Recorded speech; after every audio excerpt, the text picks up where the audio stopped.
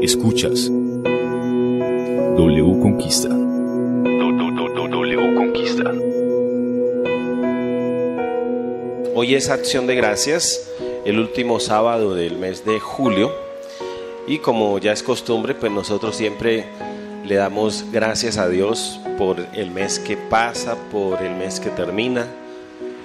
Y pues pidiendo la bendición de Dios para ese nuevo mes que Dios nos regala, ¿vale? Vamos entonces a ubicarnos en la Biblia. El Salmo 126, por favor. Vamos a tomar el Salmo 126. Es un canto gradual. Y en este canto gradual vamos a explicar muchas cosas. Dice la Biblia del versículo 1 al 6: cuando Jehová hiciere volver la cautividad de Sión, seremos como los que sueñan. Entonces nuestra boca se llenará de risa, nuestra lengua de alabanza. Entonces dirán entre las naciones: grandes cosas ha hecho Jehová con ellos. Grandes cosas ha hecho Jehová con nosotros, y estaremos alegres. Haz volver nuestra cautividad, oh Jehová, como los arroyos del Negev. Los que sembraron con lágrimas, con regocijo segarán. Irán andando y llorando el que lleva la preciosa semilla, mas volverá a venir con regocijo, trayendo sus gavillas. Bien, quiero este salmo, este cántico gradual, quiero enseñarles de dónde sale. Israel es una nación, el pueblo de Israel ha sido una nación durante toda su historia perseguida, golpeada y asolada. Israel es una nación que durante toda su existencia ha tenido que vivir en el exilio y en la persecución desde su propia creación. Por lo tanto, cuando Israel estaba, después de la obra que vimos aquí, después del rey Salomón, Israel se divide, se fracciona en dos partes. Y entonces sucede algo interesante. Usted sabe que un pueblo dividido perece. Y las divisiones surgen cuando la gente no es obediente, cuando la gente no se sujeta, cuando la gente no reconoce la autoridad, cuando cada uno quiere hacer lo que le da la gana. Es más, en Israel había un dicho: Israel, a tus tiendas. Y nadie gobernaba. Y dice la Biblia en varios versículos: cada uno hacía lo que le venía en gana. Y eso no es orden. El concepto de Dios es el concepto de la autoridad. Y debido a esa división, y debido a esa confusión, y debido a toda esa gran problemática que existe, pues se levantan enemigos. Y uno de los enemigos de Israel precisamente fue el rey Nabucodonosor. Entonces el rey Nabucodonosor llega a Israel y asola a Israel. ¿Está claro? Exilia.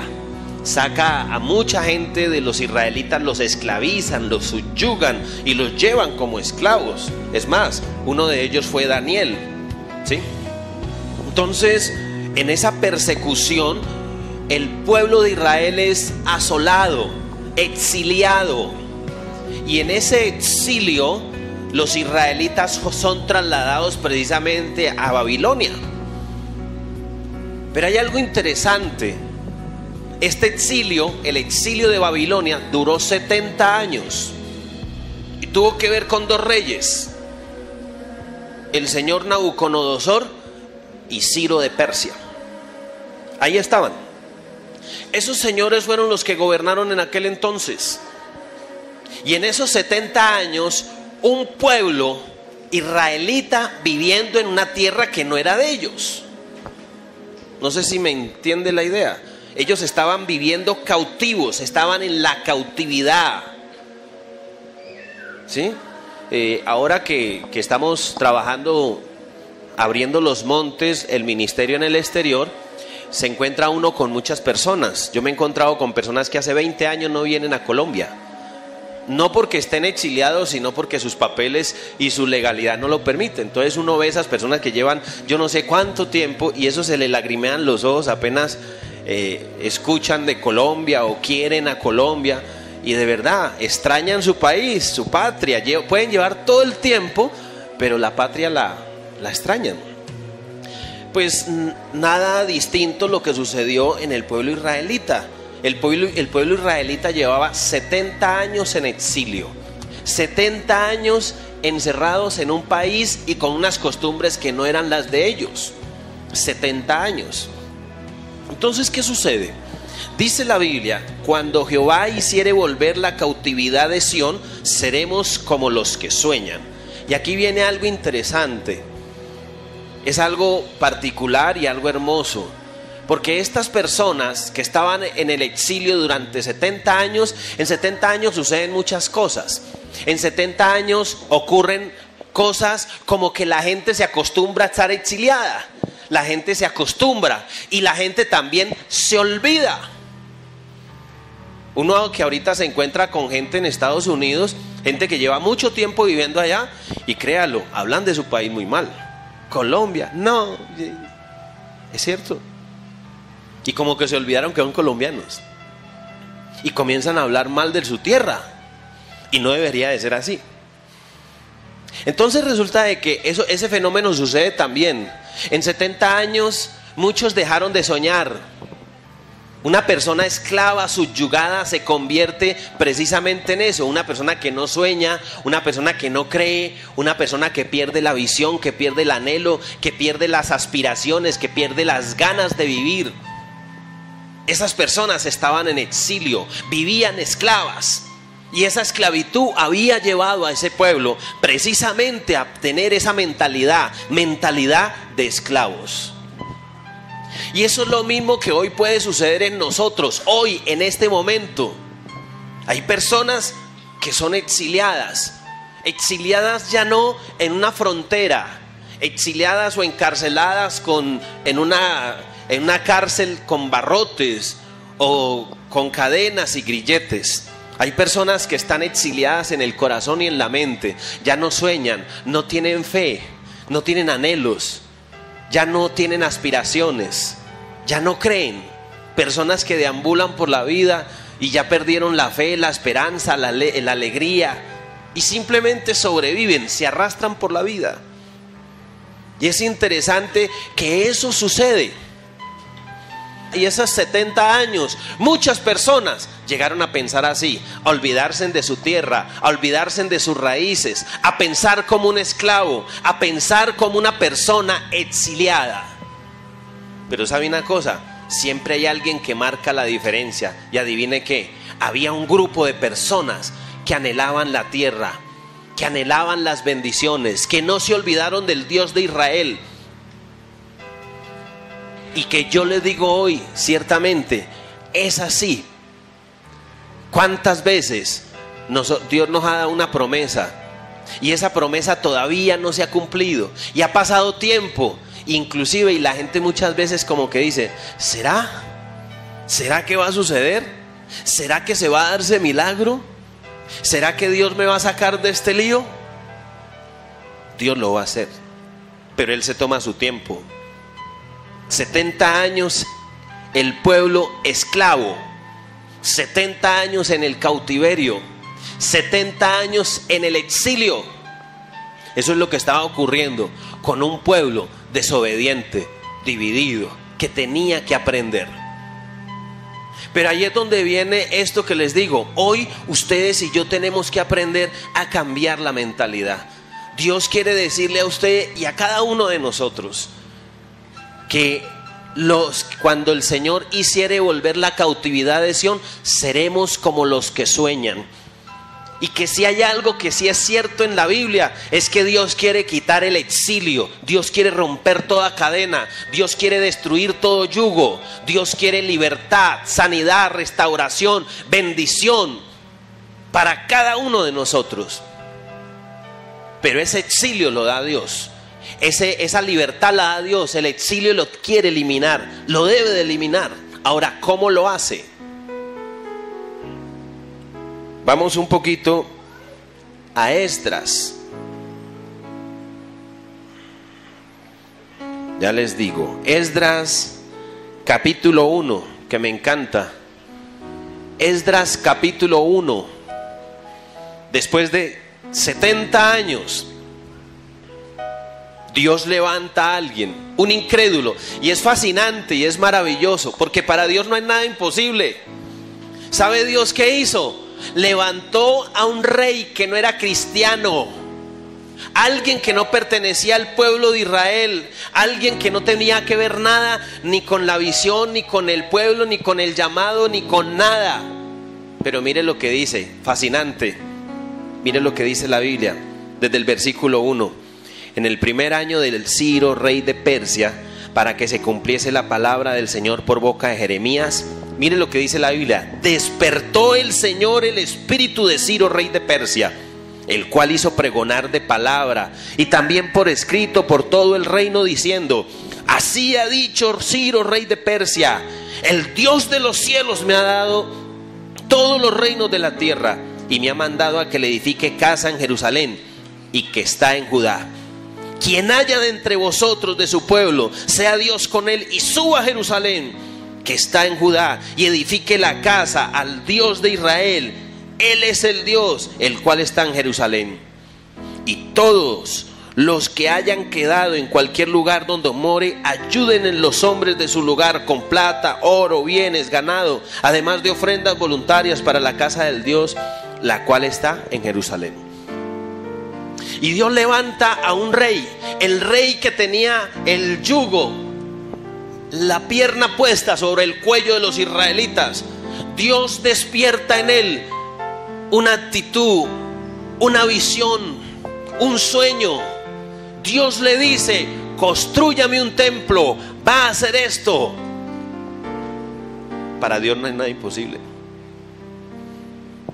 Y eso es lo más fascinante y descrestante de todo esto. Cuando Dios realmente, cuando uno ve que tiene la actitud y la disposición. Cuando alguien a mí me dice, cuando alguien a mí me pide un consejo, en estos días una parejita se me acercó. Son misioneros. Lo único que tienen es un ahorro para un carro. Y me dijeron: líder, nosotros queremos ir a Israel. Y hemos decidido hacer con ese ahorro ese viaje. ¿Usted qué opina? Y yo le dije: yo no opino nada. Porque yo no puedo sesgar, ni rapar, ni castrar la fe de la gente. Eso le dijo Dios, hágale caso a Dios. Pero lo más tremendo del testimonio es que querían ir los dos, no uno, los dos. Y yo dije: Dios mío, que Dios respalde la fe de ustedes. Pero ¿sabe qué fue lo más extraordinario? Lo más extraordinario es que ellos muy obedientemente, como les decía ahorita, porque con Mundo Viajes, o sea, esto es una visión espiritual, pero tiene unos manejos de tipo comercial, empresariales. Tiene unas fechas, hay que pagar la tiquetería tal día, hay que pagar inscripciones, hay que separar hoteles, todo eso, y eso es con plata, eso no es de buena gente, eso no se paga con oración y con ayuno, eso se paga con dólares. Entonces yo le decía: sí, yo admiro tu fe, pero a esta fecha. Pues el testimonio es bien bonito. Imagínense que sucedió algo interesante, ¿no? Ellos estaban ahí y por fe pusieron esa plata y la dividieron a nombre de los dos. Y la pusieron ahí. Si van, y si no se pierde la plata, así como decía Giovanni, porque la ley es para todos. Y bueno, pero lo bonito del asunto es que resultó algo que nadie esperaba, ¿sí? Imagínense que esta persona hace 20 años es misionero. Y el personaje había laborado por ahí en una empresa. Y lo llamaron y le dijeron que tenían un dinero de liquidación, no sé. Y van a ver, y la plata es exactamente la que necesitaban para los dos viajes. ¿Sabe que hay un dicho que nosotros decimos en la cruzada? A Israel no va el que tiene, sino el que quiere, el que lo desea. ¿Sabe qué dice la Biblia? ¿Por qué nosotros hablamos tanto de Israel? Yo sé que hay muchas personas aquí que son nuevas y que se están preguntando: ¿por qué hablamos tanto de Israel? ¿Por qué hablamos tanto? Hombre, Israel es el epicentro de la bendición de Dios. ¿Dónde se escribió la Biblia? ¿Dónde se levantaron todos los héroes de la Biblia? ¿De dónde? ¿Dónde nació Jesús? ¿Está claro? No fue en Roma, fue en Belén de Judea. ¿Estamos de acuerdo? Y eso es lo que dice la Biblia. Entonces, cuando la palabra de Dios me enseña eso, Dios despierta el espíritu de Ciro. Dios le dio una visión a un inconverso, a alguien que ni siquiera había recibido a Cristo. Se le aparece y le dije: vea, firme este edicto y hágale. Y eso es. Y para Dios no hay nada imposible. Para los que sueñan, para los que creen, para los que tienen fe, para los que dan pasos de fe y avanzan en esos términos, la mano de Dios nunca se corta. Y Dios siempre será propicio a la necesidad. Pero la gran dificultad nuestra radica efectivamente en que no creemos. Y no hemos tenido ni la fe, ni la actitud, ni la disposición. Ese es nuestro gran conflicto. ¿Qué es lo que quiere Dios? Que usted sueñe, que sea como los que sueñan, que tenga fe. ¿Qué es lo que quiere Dios? Que usted sueñe.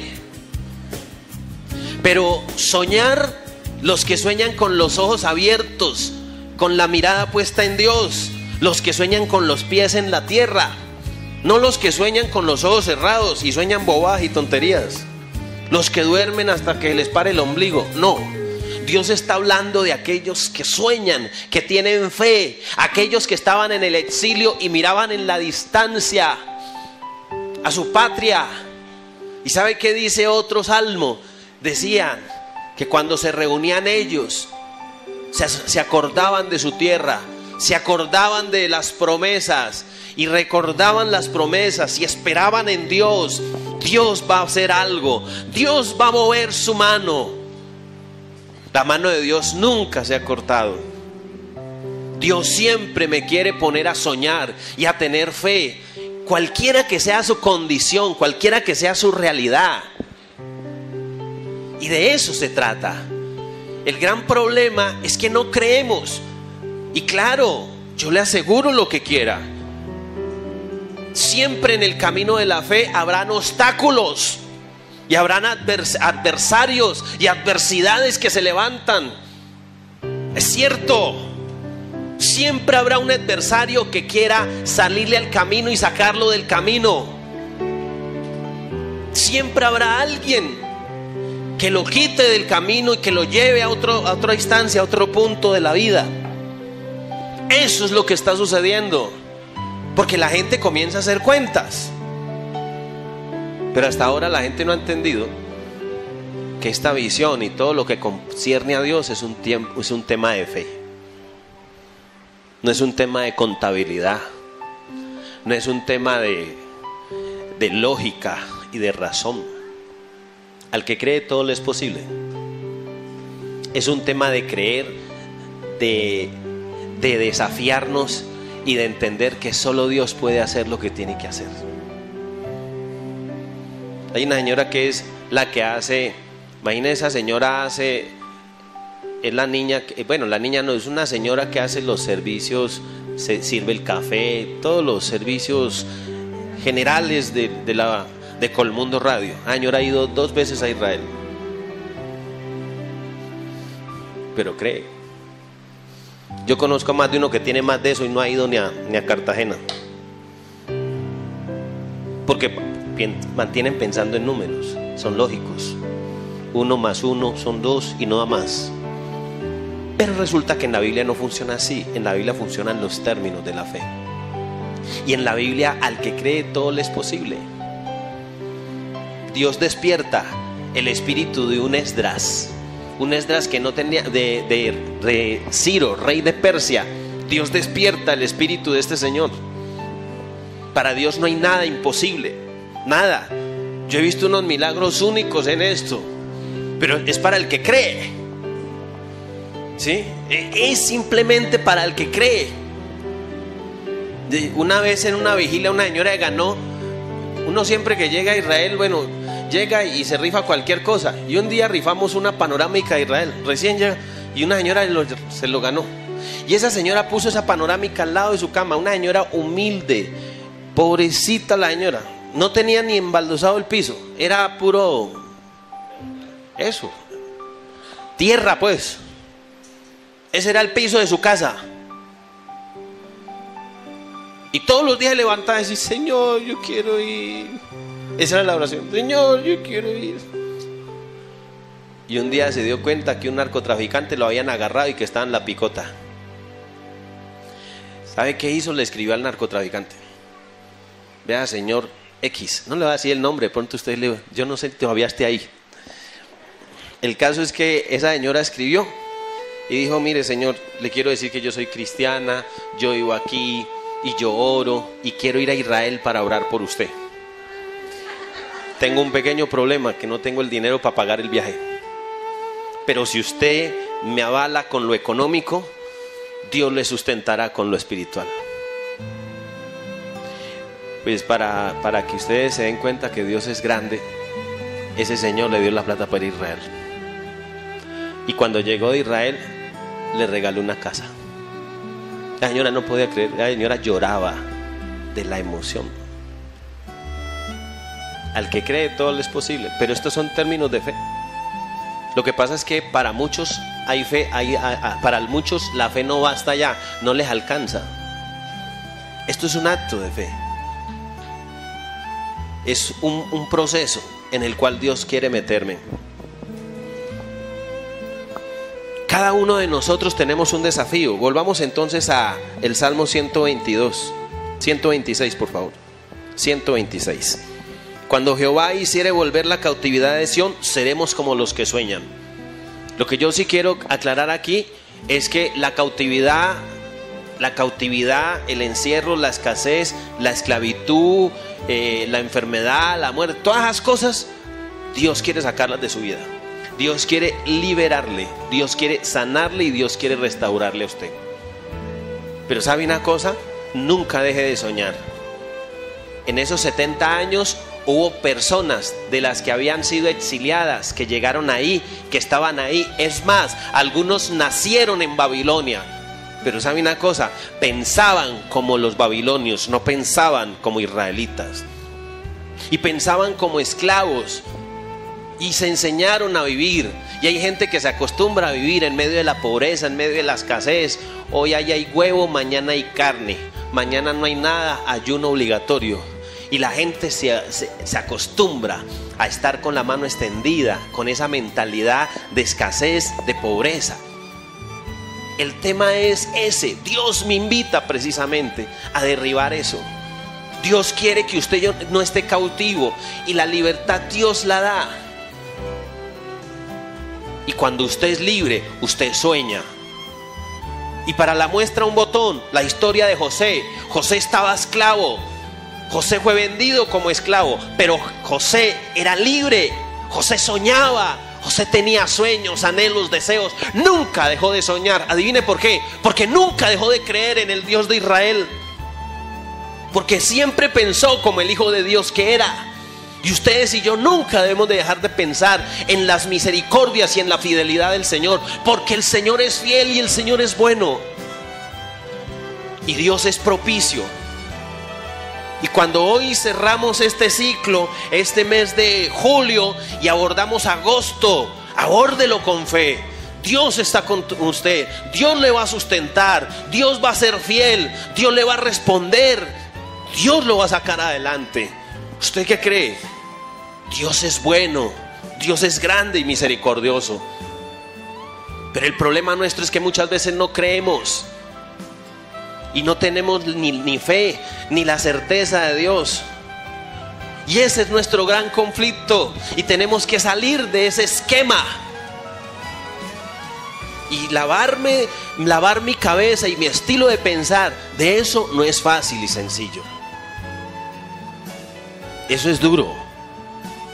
Y crecer en un ambiente de hambre y de escasez, créalo que no es sencillo.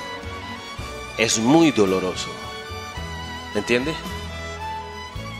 Y yo me acuerdo que Cuando yo estaba en mi infancia, aguantábamos mucha hambre. Y un día a mi mamá le ocurrió traer a una tía de por allá del Chocó, y es que para que nos acompañara. Y ella comía la carne y a nosotros nos entregaba el arroz pelado. Y un día la señora estaba lavando la ropa por allá. ¿Se acuerda que antiguamente lavaban en un platón grande? Entonces se agachaban las mujeres. Y ella tenía un faldón. Yo cogí un papel periódico inmenso, lo prendí, se lo metí por debajo de las faldas. Cada vez que mi tía se baña y ve la cicatriz, se acordará de mí por comerse la carne. Y uno crece así, y uno crece con ese ambiente de hambre, de escasez. Y uno entonces, por naturaleza, nace un esquema de reprimirse, de abstenerse. Pero cuando uno llega a los pies del Señor, Dios me comienza a poner a pensar en otras líneas, en las líneas de la fe. Dios me comienza a capacitar para que yo piense como el Hijo de Dios que soy, que para Dios no hay nada imposible, que no es nada imposible que sus ojos vean Jerusalén, que sus pies estén dentro de los muros de Israel. Nunca será imposible para Dios. Pero ¿sabe cuándo es imposible? Cuando usted no cree. Cuando usted no cree, cuando usted lastimosamente comienza a pensar en esos monstruos mentales. No se puede, esto está jodido. Mañana, después, más luego, ahorro más plata. Como aquel fulano que va a ir a Israel. Sí, líder, espéreme, ahorro otro poquito, estoy acomodando unas cosas. Tranquilo, líder, que yo le digo. Y un día se infartó y murió. ¿Entiende?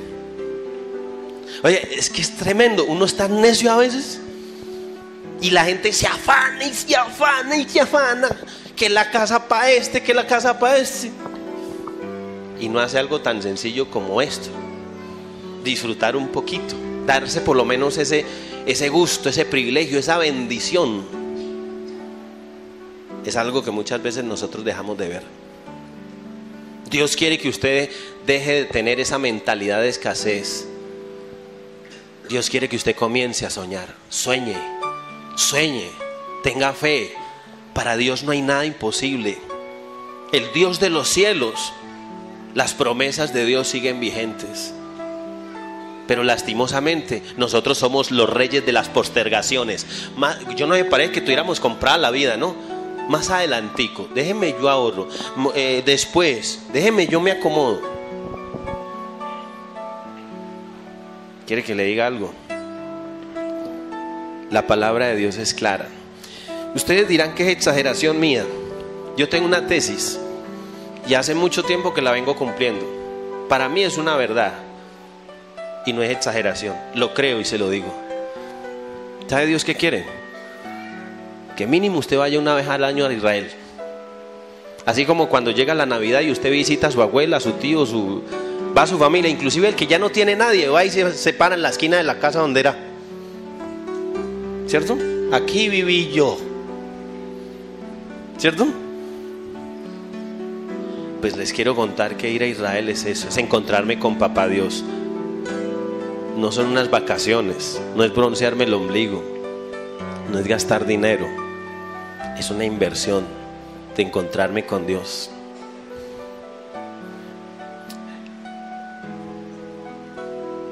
De las veces que yo he ido a Israel, cuando uno se encuentra en ese muro y ¿sabe qué?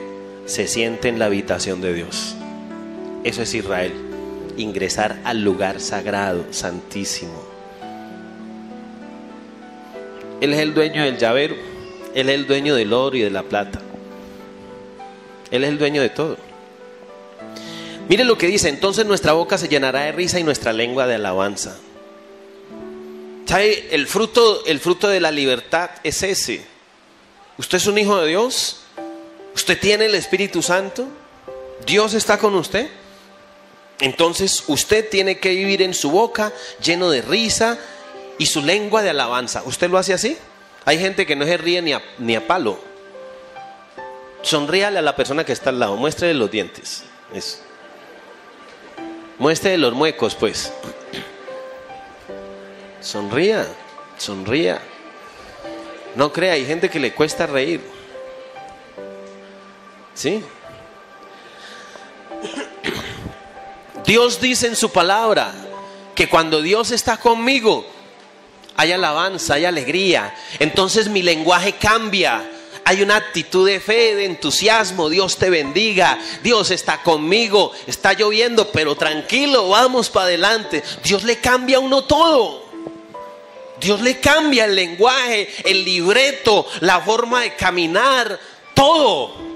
Porque esa es la esencia. Hay cristianos que parecen que no fueran cristianos. Mantienen maldiciendo, mantienen hablando cosas que no hacen, en fin, una cantidad de cosas que no son. Dios, ¿qué quiere? Dios quiere que la manifestación y la presencia de Dios en su vida se note. Y entonces una persona que esté cantando, que esté alabando a Dios, que esté contento. Pero es triste, ¿no? Es triste que muchas veces se encuentra uno, inclusive a hijos de Dios, y los ve unos apachurrados, deprimidos, colgados como salchichón de tienda, ¿sí? Con problemas, con conflictos, con unos desajustes ni los tremendos. Pero adivina eso de dónde viene. Todavía es cautivo. Todavía hay cautividad en su corazón. Todavía hay cautividad en su alma. Por eso Dios quiere que usted sea libre. Por eso la palabra de Dios dice: y conoceréis la verdad, y la verdad me hará libre. Dios quiere destruir eso que te cautiva. Que usted en pareja iba rico, iba feliz. Pero qué triste que hay parejas que parece que estuvieran en cautiverio con el esposo que les tocó, ¿no? Parejas que llegan a la casa y comienzan a maltratarse, a herirse, a dormir en camas separadas. Rarito el momento que no discuten. ¿Sabe cuándo no discuten? Cuando están durmiendo. Y hay unos que en medio de los sueños patean al cónyuge. Tremendo, ¿no? ¿Será esa la historia? Dios no quiere eso. Dios quiere que uno viva bien. Por eso quien es libre de cautividad es una persona que vive alabanza, alegría. Entonces dirán entre las naciones: grandes cosas ha hecho Jehová con estos. La gente lo va a decir: mirá lo que Dios ha hecho con estos. La gente lo va a reconocer. Hay una marca, hay una bendición especial. Eso es algo que ni siquiera sin decirlo la gente se da cuenta. El cristiano no tiene que tener un pescado ni decir: soy cristiano, este carro tiene a Jesús adentro. No, usted no tiene por qué ponerle ni pescado ni nada al carro. Sus hechos hablan, ¿entiende? Pero la verdad es que sucede todo lo contrario.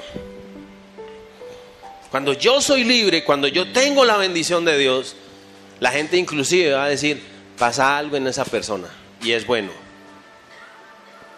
Pasa algo, ¿entiende? Porque son portadores de buenas nuevas, porque todo el día son personas que están sonriendo, alabando a Dios, le dan gracias a Dios por todo. A pesar de que todo lo que viene en un momento dado, de pronto a veces hay cosas incómodas, a veces hay cosas molestas. El video no arranca, ¿sí? En fin. Pero uno, ¿qué hace? Le da gracias a Dios, ¿cierto? Y le dice: Señor, gracias porque tú eres fiel, gracias porque tú eres bueno, gracias porque estás con nosotros. Entonces mire lo que dice el versículo 3: grandes cosas ha hecho Jehová con nosotros y estaremos alegres. Yo le hago una pregunta a usted: ¿por qué nos especializamos nosotros en estar pendiente de aquello que no tenemos? ¿Y por qué no nos concentramos en lo que sí tenemos y en lo que Dios nos ha dado? ¿Usted no ha notado eso? ¿Usted no ha notado eso? Las cosas grandes que Dios nos ha dado. Ahorita que estuve en Vancouver, imagínense que estamos haciendo un programa radial. Bueno, Cristian está haciendo un programa, el misionero de allá. y me llevó a hacer el programa. Vancouver, Canadá, una ciudad espectacular, desarrollo, progreso, pero donde queda la emisora es un lugar donde acogen a todos los adictos a las drogas y los acogen para suministrarles jeringas limpias, bueno, y todo esto. Entonces les asisten. Entonces todo eso está lleno de esa gente. Y a mí me dio pavor cuando yo entré ahí. Precisamente la emisora queda en medio del lugar. Y yo nunca había visto a alguien así, una persona drogada. Yo no sé qué droga es la que usan o qué, pero una persona así doblada y babeando y con mirada de loco. Y así como esos había muchos. Y yo decía, Dios mío, ¿y estos momias, vampiros, qué están haciendo? Esos monstruos. Y entonces me decía, no, es que están drogados, no los mire, líder, vamos a pasar derecho. Ay, Dios mío, cúbreme con tu sangre, Señor. Me metí a hacer el programa, yo emocionado con el programa. Cuando yo volví a salir, oiga, qué cosa tan tremenda. Y yo les digo algo, ¿cuántas veces nosotros estamos preocupados por tantas cosas cuando Dios ha sido bueno con usted? Tal vez usted no tiene una cosa, pero Dios le da otra. ¿Sí me entiende? Dios ha sido espectacular, Dios ha sido bueno, misericordioso. El amor de Dios es increíble. ¿Entiende a lo que me refiero? Pero muchas veces nosotros nos tiramos la vida. Es desastroso lo que sucedió en Bogotá, de verdad, eso es triste. El pelado ese borracho que se mató 2 personas. Pelado llorando le dice a la mamá, me tiré la vida, le tiré la vida a mi mamá. Pelado joven, lleno de vida y encarcelado de por vida. 2 muertos encima. ¿Y por qué? Por estar tomando trago. Cuando uno se pone a pensar, ¿saben qué? En que mi vida, yo, usted y cada uno de nosotros tenemos una bendición enorme. ¿Por qué no pensamos en los milagros de Dios? ¿Por qué siempre pensamos en lo negativo? Somos especialistas en mirar lo negativo. ¿Y qué tal si me voy para Israel y cuando llegue me quitan el trabajo? ¿Y qué tal? ¿Y qué tal donde no pueda pagar? ¿Y qué tal donde me embarguen? ¿Y qué tal? Y yo les digo, ¿y qué tal donde se gane el baloto? ¿Y qué tal donde le den un trabajo mejor del que tiene? ¿Y qué tal? Porque miramos siempre lo negativo, lo frustrante. ¿Ah? Pero así somos. Dios es fiel, Dios es bueno, Dios es grande, Dios es maravilloso. ¿Sabe una cosa? Dios hace eso. Mira, ahí está Luceneida. Luceneida, póngase en pie. Póngase en pie. ¿Usted sabía que Luceneida va para Israel? Ah, bueno, va para Israel, ¿cierto? Va, pregúntele a ella si trabaja en una multinacional, si tiene un sueldo del carajo, que tiene casa, carro, vaca, beca. Ah, pregúntenle. Pero Dios la va a llevar.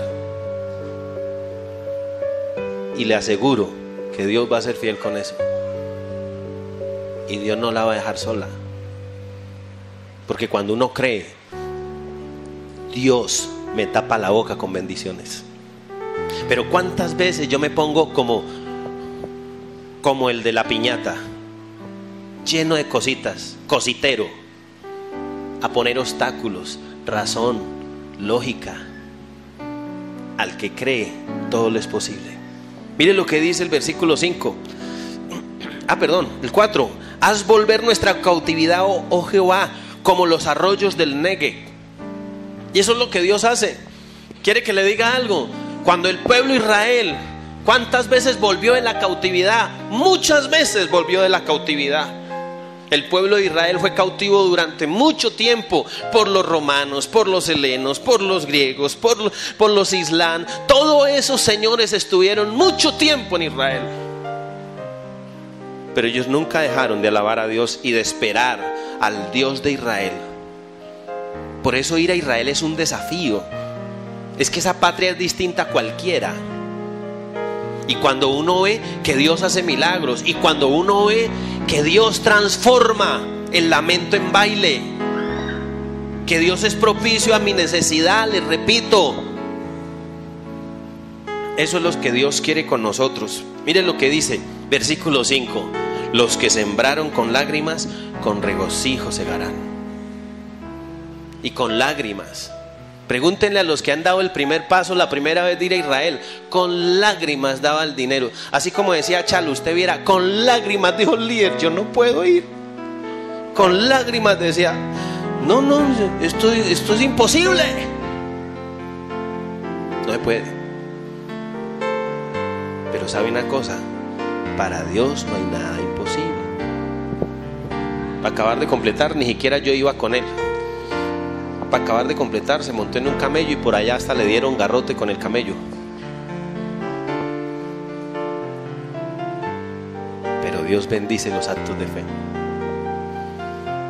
La vida cristiana es por fe. Todo lo que Dios me pide es en términos de fe. ¿Sabe qué dice la Biblia? Qué gracia abrazar al que ya me abraza. Qué gracia hablar con el que ya me habla. Qué gracia dar de lo que me sobra. Valiente gracia. La Biblia me desafía en términos de fe. Yo voy cuando tenga. Qué gracia. Es que Israel no va el que tiene, sino el que quiere. Qué gracia. Qué acto de fe tan descrestante. Me descresta tu fe. Pero esa no es la gracia. Porque Dios siempre me pide en el peor de los momentos. Y Dios siempre me pide donde más me duele. Así cuando Dios se le acercó a Abraham y le pidió a su Isaac, vea, va mi hijo, sacrifíquelo. Y para Abraham nunca generó ese dolor, porque él estaba convencido, él sabía quién era Dios. El problema nuestro es ese, que desconocemos a Dios y su mano poderosa, que somos demasiado lógicos y razonadores.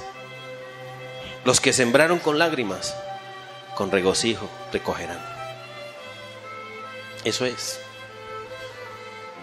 En estos días, hablando con mis hijos, me decía mi hijo Emanuel que no se acordaba de cuando estuvimos en misión en Palmira. Y yo le hacía un recorderis. Cuando yo llegué de misionero a Palmira, tenía 28 años. Cuando yo llegué de misionero a Palmira, pues imagínate, vivíamos en un cuarto y haga de cuenta este salón y haga de cuenta que ese cuarto es el cuarto donde vivíamos nosotros, un poquito más grande, cocineta y baño tenía. Mi esposa fritaba las tajadas y la manteca saltaba a la cama. Y no había ministerio. Mire, allá es su distrito, y vaya, vea, no hay nada. Y todos los días ella y yo en bicicleta y ella embarazada, evangelizando, tocando puertas, haciendo reuniones. Es bueno. Yo llevo de misionero 22 años y yo les puedo decir, yo he sembrado con lágrimas. Ahora la gente lo ve a uno así, chévere, pero no todo el tiempo fue así. ¿Estamos de acuerdo? Ni para el transporte iba. Y todos los días me iba para la zona tomándola de la mano. Mi esposa se antojaba, embarazada, se antojaba de una paleta. Y ni para la paleta había. O muchas veces había para la de ella y no para la mía. Así es. No, le digo en serio. Es que la gente muchas veces no entiende. Todo es un proceso. Y así comenzamos. Y Dios es bueno y Dios es maravilloso. Y Dios en menos de 5 meses levantó un distrito que yo hoy le digo, el Señor ha sido muy bueno. ¿Y sabe por qué me gusta acordarme de todo eso? Porque nunca olvido el versículo. Nunca te olvides de la cantera donde fuiste sacado. Yo vengo allá. Y nunca olvido del barrio donde me sacó el Señor, del barrio Nueva Floresta, que a las 6 de la tarde lo cerraban y no podía entrar nadie, y quien entraba lo robaban. Uno de los barrios más difíciles de Cali en aquel entonces, Nueva Floresta y Rodeo. Así es. Más de una oportunidad me robaron los zapatos y no eran gran cosa, pero de allá lo saca uno.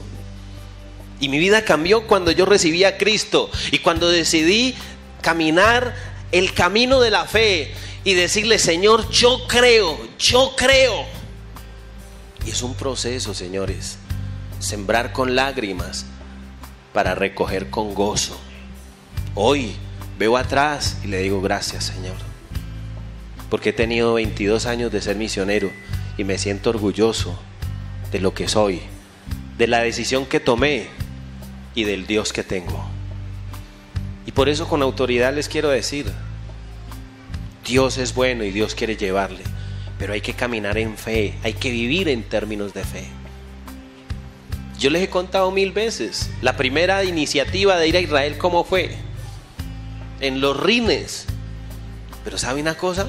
Es que Dios mira siempre es el corazón. Dios mira siempre es la disposición, la actitud. El problema nuestro es nuestra incredulidad. Al principio es duro, no es fácil, no es sencillo. Las cosas no se dan de la noche a la mañana. Todo tiene un inicio humilde, sencillo, poco, muchas veces hasta insignificante, pero Dios va fortaleciendo cada paso. Y Dios es bueno, y Dios ha sido fiel. Y si no, piensen ustedes, cuando se casaron, ¿qué tenía? La mayoría. Ahora han cambiado las condiciones. Nadie se casa, primero el apartamento, la casa y luego nos casamos, ¿sí? Eso sí, cada fin de semana se van para allá, para el Triángulo de las Bermudas, ¿sí? Cambian la mentalidad. Pero cuando uno realmente, cuando se casaron más de uno, se casaron en los rines, ¿sí o no? A duras penas una vieja cama. Y ahí comenzó a luchar, hombro a hombro, a trabajar. ¿Qué hay ahora? Dios ha sido bueno. Y nos olvidamos de esas obras. Nos olvidamos de eso. Nos olvidamos de que Dios ha sido bueno. Y yo me acuerdo que mi mamá nos dejaba encerrados en una casa a nosotros 5. Y era muy duro. Y nunca me olvido que en la cocina había un cable largo. ¿Acuerda que los bombillos antes colgaban? De ahí nos colgábamos los 5. Nunca nos caímos, nunca nos cogió la energía, nunca. En estos días que estaba yo trotando y una señora le quería dar agua al niño de la llave. Ay, no, eso, dele agua a eso. Yo tomo, usted hubiera visto las aguas que yo he tomado. Y aquí estoy. Ombligo desplazado es lo que yo tengo. ¿Me entienden? Pero yo no sé por qué uno se vuelve tan delicado. Ay, esa agua no, ay. Y se vuelve todo pinchado. De verdad, en serio. Y uno va a ver ahí. Nunca se olvide de eso. Los que sembraron con lágrimas recogerán con regocijo. Dios es bueno. Dios es bueno, Dios es fiel. Ahora mire lo que dice el versículo siguiente. Irán andando y llorando el que lleva la preciosa semilla. Y al principio es una semilla, pero luego recogerán la gavilla. ¿Sabe? Cuando uno llega a Israel, llega con esa semilla. ¿Sabe cuál es la semilla que lleva uno a Israel? La semilla que uno lleva a Israel es el corazón. Yo le digo a la gente, la primer maleta que hay que empacar para ir a Israel es el corazón, la maleta del corazón. Llénese de fe, de alegría, de gozo, de entusiasmo. Deje que Dios haga ya lo que tenga que hacer con usted. Váyase, libre. Desconéctese. Ni llame a la mamá, al abuelo, el tío, a la esposa, nada. Desenchúfese, mijo. ¿Qué cuento? Porque así es. Eso es lo que Dios quiere. Y la peregrinación es todo un trato, todo un proceso. Y les quiero contar, esta peregrinación de septiembre va a ser espectacular. De aquí tenemos cerca de 70 peregrinos de aquí. Van a verse, al momento creo que hay por ahí unos 1000 y pico de peregrinos. Salimos el 23 de septiembre. Y no tomen en balde lo que los caballeros hicieron con el ministerio. Esta hojita, por favor, coloque sus peticiones y de una vez vamos a recogerlas, porque vamos a orar por ustedes en el muro de los lamentos. Aquellos que no van en esta, pero que van a ir luego. ¿Sí? Llene sus peticiones. Eso sí, una sola petición le hago. En esa hojita, llénela como sea, pero la primera petición dígale: yo voy a ir a Israel antes de que acabe el próximo año. ¿Oyó? Dígale: yo quiero ir, y que no me olvide de eso. Mire lo que dice: irán andando y llorando al que lleva la preciosa semilla, mas volverán a venir con regocijo trayendo sus gavillas. Y al principio es duro, y al principio no es fácil, y al principio no es sencillo, pero Dios es bueno. Y las gavillas, ¿sabe qué representan? La prosperidad, la bendición, la libertad. ¿Sabe algo? Le doy un secreto. Si usted lo quiere tomar, tómelo, pero le voy a dar un secreto. Y se lo digo con todo cariño, y crea lo que así es. Pero de los secretos que hay en la Biblia es este: aquel que aprende a amar a Israel, Dios lo prospera. Aquel que aprende a desear, amar y que da pasos en fe, Dios prosperará. Por algo la Biblia dice: sean prosperados todos los que te aman, oh Jerusalén. Suéñelo, anhélelo, deséelo. Si hay algo que uno quiere es prosperidad, ¿cierto?